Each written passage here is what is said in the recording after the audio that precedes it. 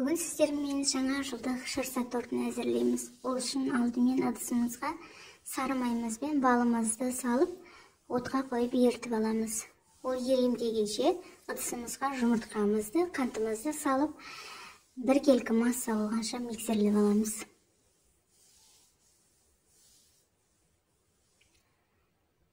Менің май мен балым еріді, оттан алып, үстіне сода саламыз.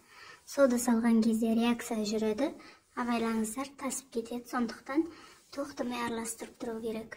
Шамалы суытып алып, жұмыртқамыздың үстіне қойып, бір келкі масса болғанша тағы миксерлеп аламыз. Енді үстіне ұнымызды салып миксерлейміз. Ұнын шашылып кетпесі үшін осылай алдымен миксерді қоспай өсіп араластырып алыңыздар.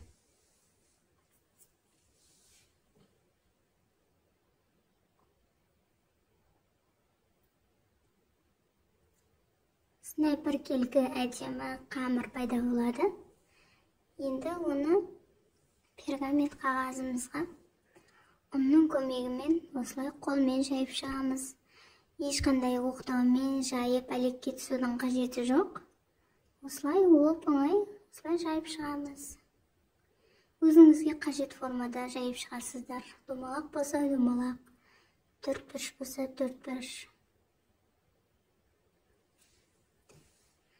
Қамырымыз пісіп шықты. Мен осылай қағаздан шыршаның формасын кесіп алдым. Менің шыршам шамалы кішкентайды. Ол сіздер өз қалауларыңызша кесіп алсаңыздар болады. Барлығын осылай шыршаны қойып кесіп аламыз. Енді кремімізді дайындаймыз.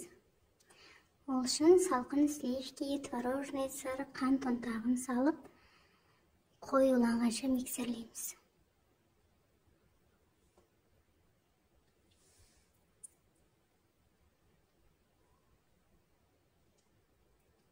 Менің кремім дайын болды. Енді мешокқа саламыз. Осылай барлық жеріне жеткізіп жағып шығамыз.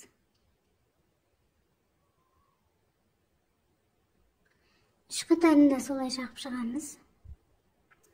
Менде 3 қатар болды. Сіздер өз қалауларыңызша 4 қатар, 5 қатар, биіктігіне қарай көресіздер.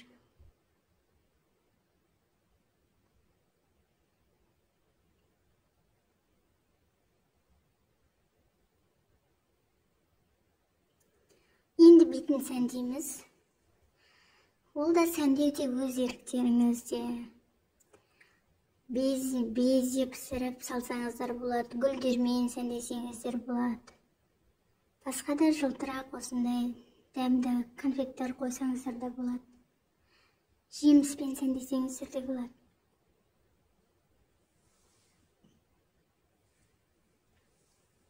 Мен осылай үйде табылған заттармен сәндеп шықтым.